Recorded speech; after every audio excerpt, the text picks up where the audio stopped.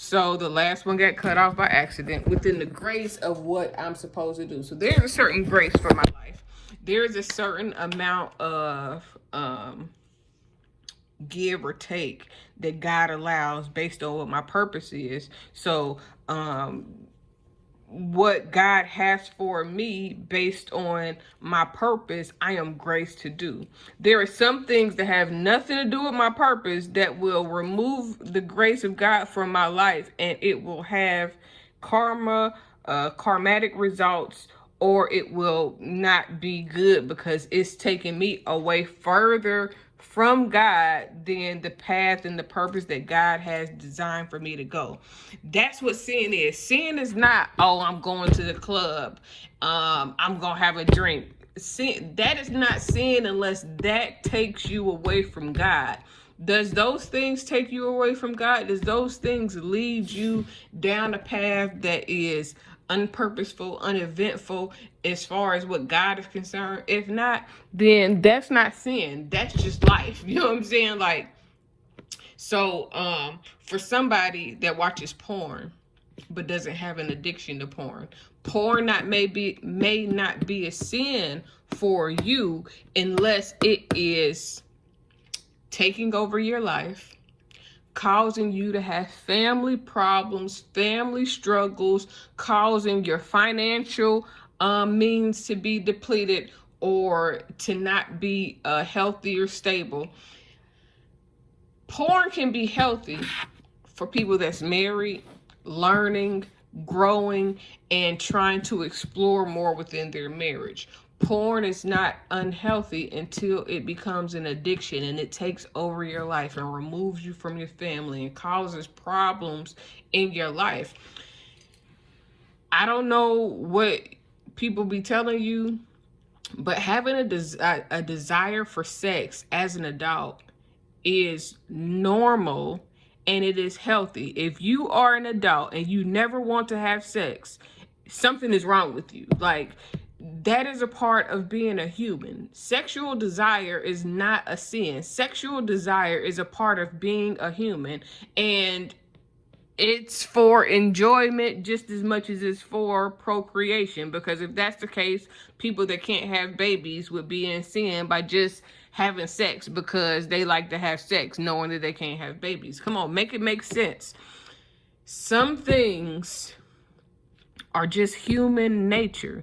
And when you understand the depths and the grasp of human nature, then you will quit condemning yourself for being a human. You're not a robot. You're not going to think like everybody else. You're not going to move like everybody else. You're not going to do what everybody else do.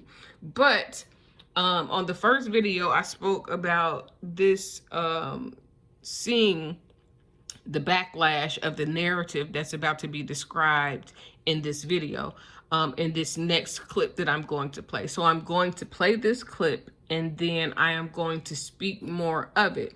This particular clip is about taking classes or feeling pressured to do things that you see everybody else doing, just because everybody else doing or just because it's profitable, when the reality is you need to do what God is showing you to do for your life, because what's profitable to somebody else might be detrimental for you. But please listen. In 2019 who have decided to pressure people into buying classes or taking a class on how they think it would be good for you to be successful. But within being pressured into buying those classes, taking those classes, if God has an individual plan for your life, then you trying to align with somebody else could misalign you, even though it seems to be profitable, even though it seems to be aligned. If it's not designed by God as your course of action, as your way of escape, then that very thing that may have worked for them may diminish your growth. It can stop what God has or is trying to do, or get you redirected to another route that ends up delaying what God is trying to do in your life. So one of the things that I see is a lot of people are scammed into signing up for classes and seminars, learning how to do different business functions that they could really just get online and Google and figure it out on your own, or find the apps and learn it for yourself. But the problem is not you taking the classes, because there may be some information that somebody may be able to tell you that you may not be able to find, or somebody that has gone through something and learned something like this in these books that I am producing, that can help you grow through things that you don't have to go through because they've already endured it. And now, even if you go through them, they can help you navigate through some things based on what they've experienced. It is not bad to take a class. It is not bad to get instruction from somebody. It is not bad to um, pay for an education of any form. What is bad is when you are pressured to do something that doesn't align with the wheelhouse and the purpose that God sent you to earth for. Now, I see a lot of this happening now, where a lot of people are being called out for their scams, and a lot of people are being called out for not holding up their end of the bargain for some of these classes, these workshops, and some business ventures and partnerships.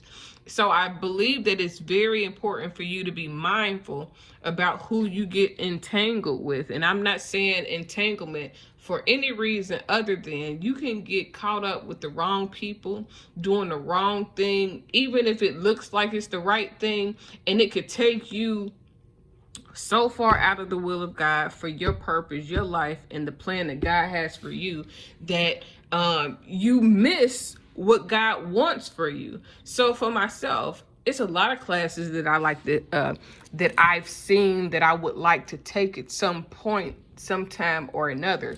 Real estate classes. I would take more marketing classes.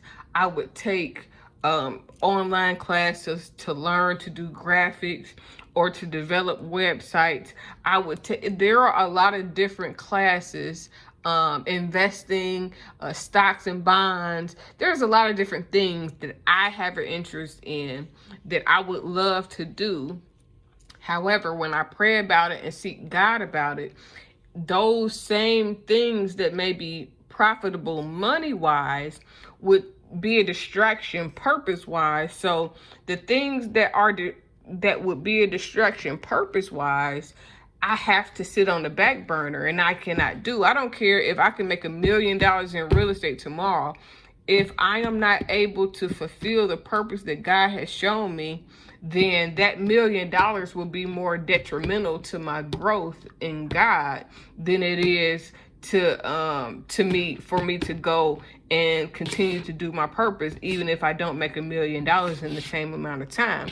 Because my main focus is being purposeful, walking in alignment, my mind and my thoughts being where God wants my mind and my thoughts to be. So although it may be good to do real estate, although it may be good to go and learn how and be licensed for massage therapy, because I love the body, I love healing and all those things, if that would take me from editing these books, evaluate information, beta testing, writing, and putting the time and effort into the things that I know that God has for me, then it would be a more travesty than it would be good for me to be distracted by even me going to school. I was going to go to school for health and wellness and life coaching, but it was either I go to school for that or I work on my books for God. And even though the health coaching and life coaching class that I was going to go to school for would have been helpful, getting these books done is purposeful. And some people might not understand it, because people be like, well, you got to make money. My lifestyle is set up different, where I don't have to put making money my forefront. I can put being purposeful my forefront, and then whatever God allows me to make within me being purposeful, and how he shows me to navigate this will open up the doors for money to come in the future. But my main goal is to be purposeful. I can make money. Making money is not that hard to do if you have the right people around you. If you know something, you can know just something. You ain't got to know one thing or another thing. If you just know enough to just hustle and make the money, making money is easy, but being purposeful takes discipline. And I'm into the discipline more than I am into the money and the material things, because God has supplied all of my needs thus far. There is no reason for me to drop what God is telling me to do to go do what would be plentiful money wise, because whatever God is leading me to do will be plentiful money wise in time or eventually. And then I don't have to worry about, oh, well, I didn't do what I know that God was showing me to do. I did what God wanted me to do, and then God rewarded me by placing me where I needed to be so that I can get the things that other people are chasing coming freely to me. My mindset is just different, but it started by being set aside and placing my mind on God more than I had my mind anywhere else, TV and anything, so yeah.